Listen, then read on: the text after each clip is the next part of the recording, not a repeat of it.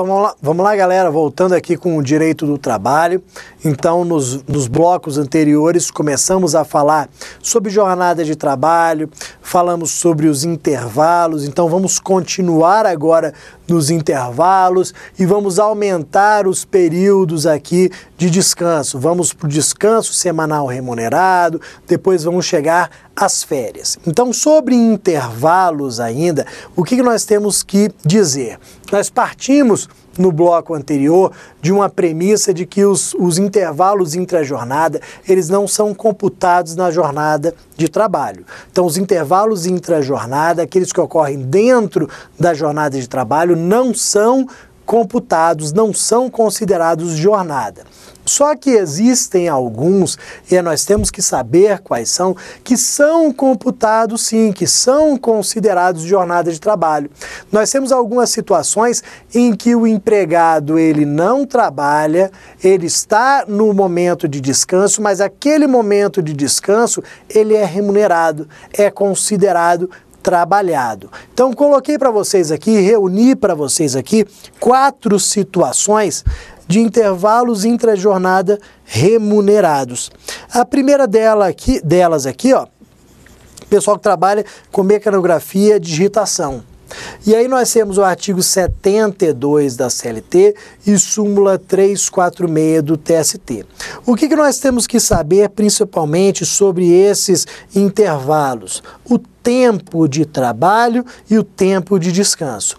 Então, para quem trabalha com mecanografia, digitação, a cada 90 minutos de trabalho, eles têm 10 minutos de descanso. Esses 10 minutos, como eu disse, eles são remunerados, eles são computados na jornada de trabalho, eles são considerados trabalhados. Então, ó, na verdade, eu recebo 100 minutos para trabalhar 90, porque 10 eu descanso. Nós também temos aqueles que trabalham em ambiente artificialmente frio, o pessoal das câmaras frigoríficas. O artigo 253 da CLT fala do trabalho nesse tipo de câmara frigorífica. E a súmula 438 do TST, que foi criada em setembro de 2012, fala nos ambientes artificialmente frios. Ou seja, diz que esse intervalo intra-jornada especial, ele não é concedido apenas para aqueles que trabalham em câmara frigorífica, e sim para todos aqueles que estão submetidos a essa variação de temperatura por trabalharem em ambiente artificialmente frio. E aí o que nós temos que saber? Que a cada 1 hora e 40 minutos trabalhados eu tenho 20 minutos de descanso. Significa dizer que eu recebo 2 horas, mas trabalho 1 hora e 40, porque 20 minutos são de descanso. Então, isso que nós temos que saber, e cuidado com a informação de que esse intervalo é só para quem trabalha em câmara frigorífica. Isso não está mais correto. Esse intervalo é para todos aqueles que trabalham em ambiente artificialmente frio. Depois, nós temos os trabalhadores em minas de subsolo. Quem trabalha em minas de subsolo, por toda a situação vivenciada no dia a dia do trabalho, tem lá o intervalo do artigo 298. A cada 3 horas de trabalho, 15 minutos de descanso. Ou seja, recebo 3 horas e 15, mas trabalho apenas 3 horas porque descanso 15. Por fim, nós temos aqui os intervalos para a amamentação daquelas mulheres que estão amamentando. Nos termos do artigo 396 da CLT, elas possuem direito aqui a 2 intervalos por dia de 30 minutos até 6 meses da criança. Então, por dia, elas possuem 2 intervalos de 30 minutos para a amamentação até que a criança faça 6 meses de idade. Só que tomem cuidado com a informação de que seriam 6 meses improrrogáveis, porque ela está errada. Coloquei para vocês aqui que esses 6 meses podem ser prorrogados. O próprio artigo 396, o parágrafo único, diz que a autoridade competente pode prorrogar dependendo da necessidade do estado de saúde da criança. Então, cuidado com essa informação sobre prorrogação. E seguindo aqui no estudo da jornada de trabalho, nós chegamos ao intervalo no intervalo descanso semanal remunerado. Nós chegamos aqui ao descanso semanal remunerado, que está previsto no artigo 7º, inciso 5º da Constituição Federal e também é regulamentado pela Lei 605 de 49. Então, o que nós vamos ler aqui para a prova? Artigo 7º, inciso 15, artigo 7º, inciso 15. 7º, inciso 15 da Constituição Federal e Lei 605 de 49. O descanso semanal remunerado, ele é preferencialmente aos domingos. Pode ser que não seja aos domingos, pode ser como acontece no comércio, que haja ali o descanso semanal e um domingo por mês, por exemplo, pode ter alguma norma coletiva diferenciada, mas ele é preferencialmente aos domingos. E cuidado com essa informação da OJ 410, porque é o que há de mais recente em descanso semanal. Não sendo válida a concessão após o 7º dia consecutivo de trabalho. Então, mesmo não sendo concedido aos domingos, ele não pode ser concedido após o 7º dia consecutivo de trabalho. Porque, nesse momento, as toxinas e todos os malefícios do estresse já vão sendo acumulados. Então, não pode haver a concessão desse intervalo após o 7º dia de trabalho consecutivo, a J 410. Se não houver a concessão, o que acontece? Eu tenho pagamento em dobro nos termos da súmula 146 do TST. Então, se não houver a concessão do descanso semanal remunerado, nós teremos ali o pagamento em dobro, na súmula 146. E quais são os requisitos aqui para a concessão do descanso semanal remunerado? 2. Frequência e pontualidade. Só faz jus ao descanso semanal remunerado o empregado que cumprir integralmente a sua jornada semanal sem faltas, ou seja, a frequência não pode ter faltas injustificadas. Claro que falta justificada não entra aqui. Ele não pode ter faltas injustificadas e ele tem que ter cumprido a sua jornada integralmente, ou seja, com pontualidade. Ele não pode ter se atrasado. Então não pode haver atrasos. Só que cuidado com a informação. Quem não cumprir esses requisitos não tem direito ao descanso semanal remunerado, mas tem direito ao descanso semanal. Então, se eu tive uma falta durante a semana, eu perco a remuneração do meu descanso semanal, mas eu não perco o descanso semanal. Eu vou descansar aos domingos, não vou trabalhar aos domingos, só que aquele dia não será remunerado. Tomem cuidado com esse aspecto. Seguindo aqui, nós vamos para as férias. Sobre férias, nós temos vários pontos que podem ser cobrados em prova. O primeiro deles, nós vamos classificar as férias como um período de interrupção do contrato de trabalho. Por que é um período de interrupção e não um período de suspensão? Porque vocês sabem o seguinte, nos períodos de interrupção eu não trabalho, mas eu recebo.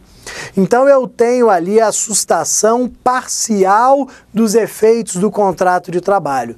Eu não preciso trabalhar na interrupção, mas o empregador continua a me pagar, continua a fazer o depósito de previdência, o tempo é contado para todos os efeitos.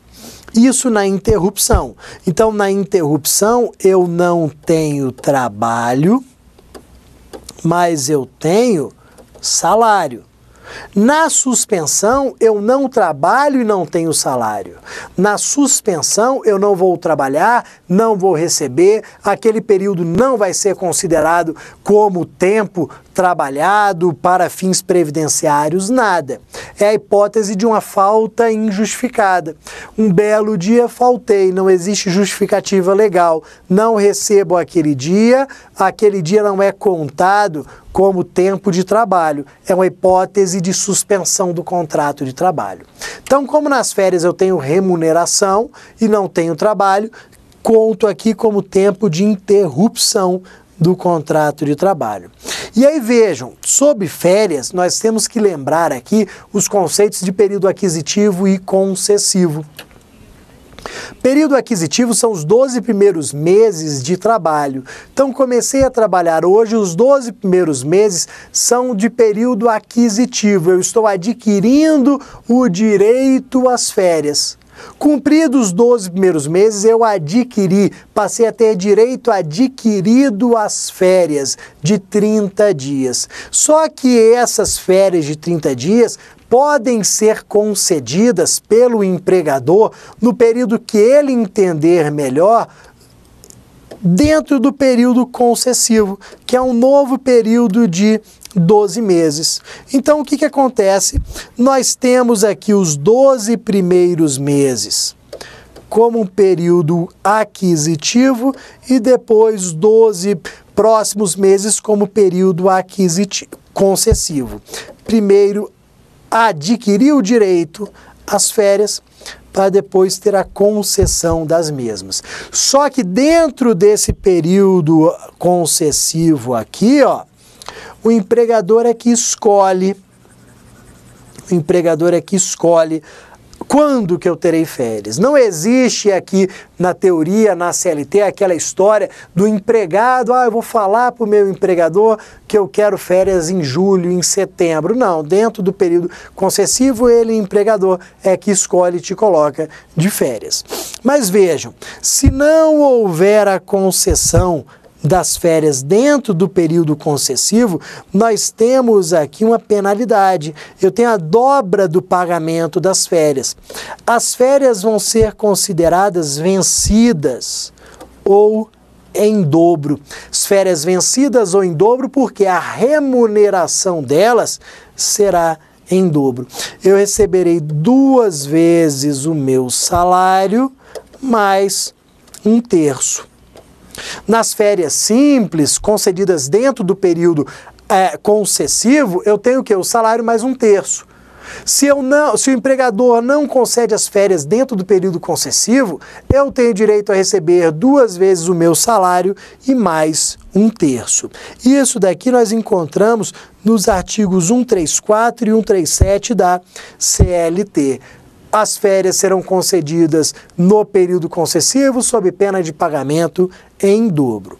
E como eu falei para vocês, só para ficar mais completo aqui, esse período de férias é uma escolha do empregador. O empregador que vai dizer qual é o período de férias. Bruno, você entra de férias do dia tal ao dia tal, do mês de setembro, do mês de outubro, do mês de fevereiro, desde que esteja ali dentro do período concessivo. Olha o que acontece.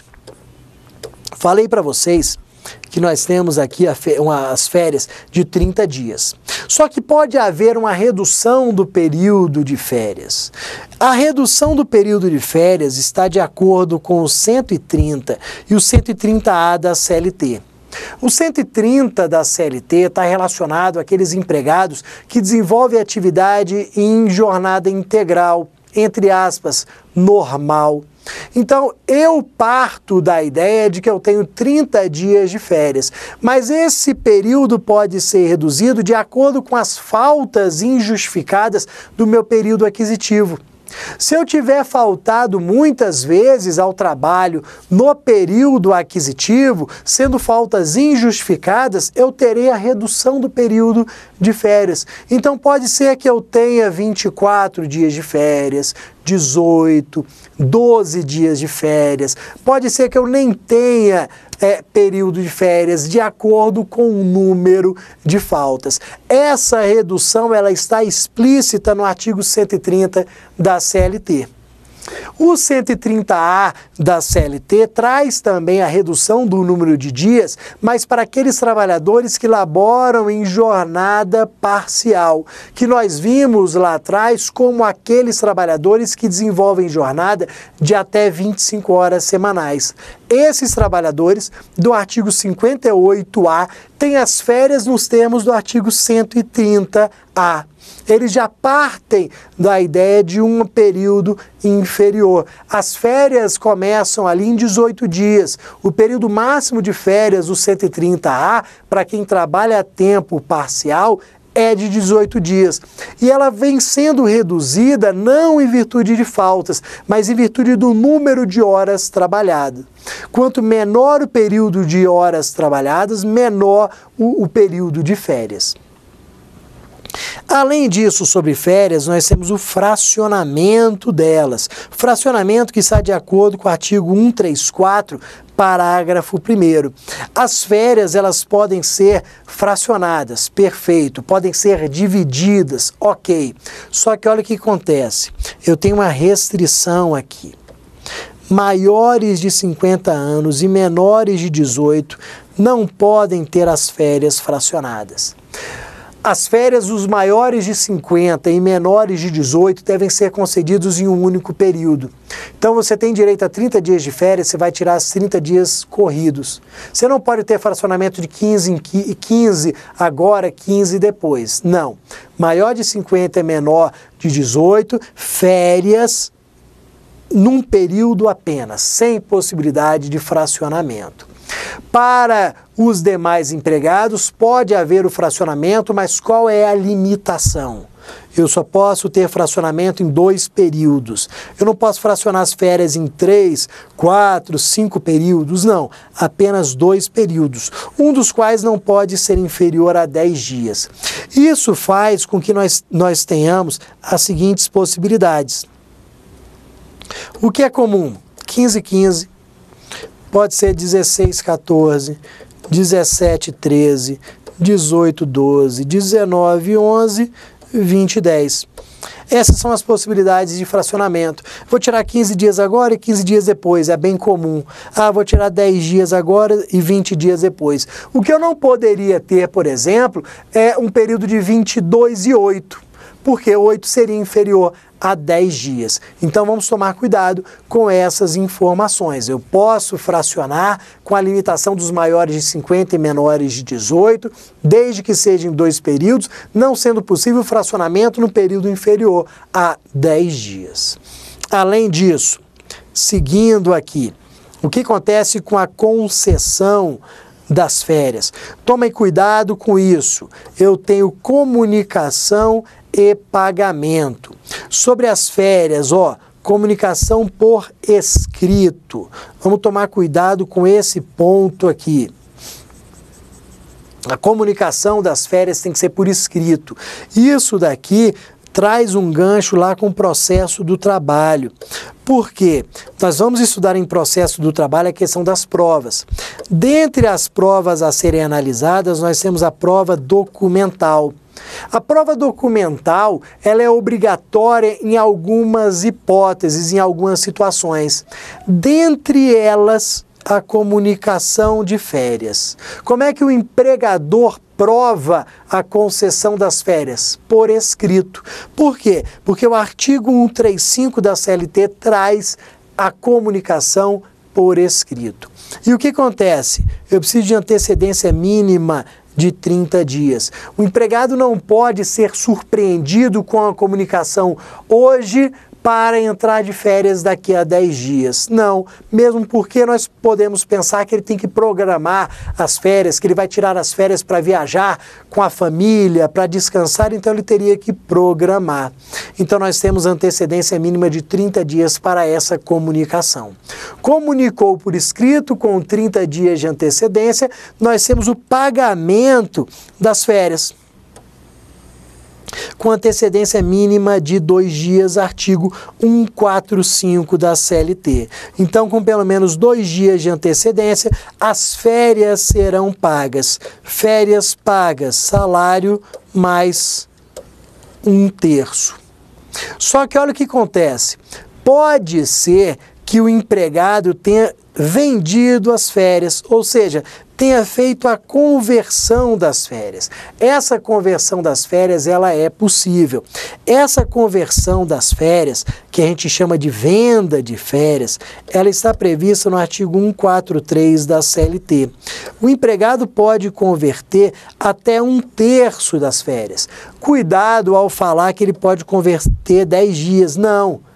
Mesmo porque ele pode não ter 30 dias de férias, ele pode ter 24 dias e aí não converteria 10, ele converteria 8, 1/3. Então, cuidado, nós podemos converter até 1/3 das férias, que seria ali o abono de férias, o abono pecuniário. O valor dessas férias, da conversão, da venda das férias, também tem que ocorrer no prazo do artigo 145. Então, se houve a venda das férias, a conversão em pecúnia das férias, no prazo de 2 dias antes do início das férias, eu recebo o meu salário, mais 1/3 da Constituição e mais o abono da conversão das férias. O abono ali da conversão, da venda das férias. Cuidado com esse ponto específico. Então, nós terminamos nesse bloco a parte de férias e aí no próximo nós começamos salário e remuneração, um tema importante para a sua prova de OAB.